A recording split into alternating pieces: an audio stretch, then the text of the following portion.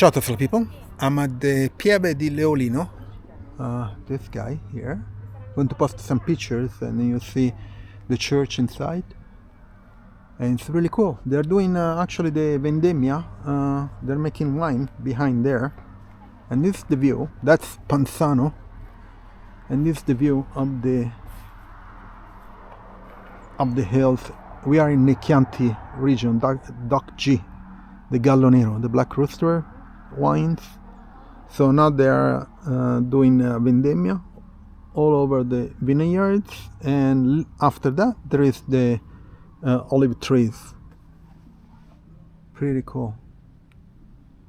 Today is a nice day, a bit cloudy but fresh air, but it's a beautiful view. Very nice. And here is really quiet. Okay, I showed this Pieve last time, and it's really nice. I'm going to post some pictures. It's really quiet here, and very cool. So, see you in a bit.